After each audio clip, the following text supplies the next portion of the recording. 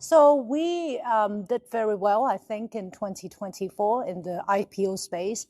If you compare that with the year before, the total fundraise has actually improved by almost 90%. So far, we have seen a very solid pipeline. We are at the moment processing over 100 applications. But more importantly, it's a return of very strong sentiment from the investor community.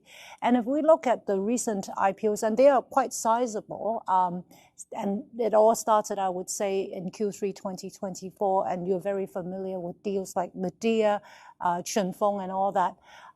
We are seeing a much stronger interest from the United States as well as Europe and the rest of the world.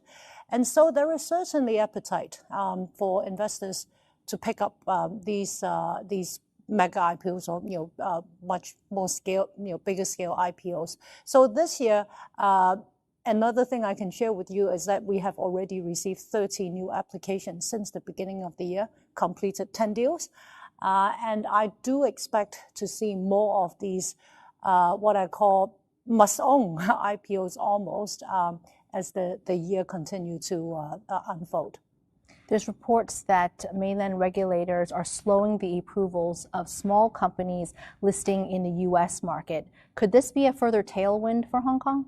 I think we focus on companies, which are preparing for Hong Kong listing. And I would say, especially given how strongly our market has been performing recently and a return of that very strong appetite from investors around the world, I certainly feel that our attractiveness to prospective IPO candidates is on the rise. So I would say that, and you would have read yesterday when the financial secretary delivered his budget speech, he also alluded to the fact that we will be at HKEX looking for more opportunities to improve our listing regime. And in fact, we've been doing that for some time now with the rolling out of new chapters and whatnot.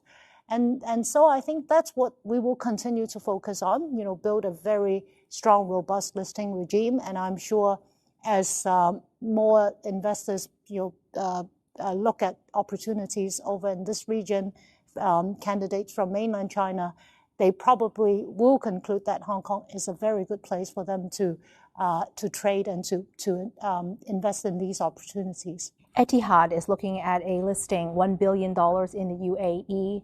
Hong Kong Exchange has recognized overseas markets with Riyadh, Abu Dhabi, as well as Dubai.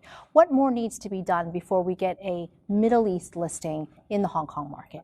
So the Middle East is an area of focus. As you know, we started the journey, a couple of years ago, and we've done quite a lot to date. We have signed an MOU with the Saudi Tata World Group, and we have recognized a few more recognized stock exchanges, including Tata World, Dubai, and Abu Dhabi. But the more important thing is that we have been following up with a lot of initiatives, and that dialogue is very constant. Now, you also know that we have announced the opening of a Riyadh office, which will happen very soon. And the idea is that we need people on the ground so that we're better connected to the opportunities there. Now, obviously, we need to make sure that the infrastructure it's there to support the two-way flow. And in this regard, my team is working earnestly to make that happen.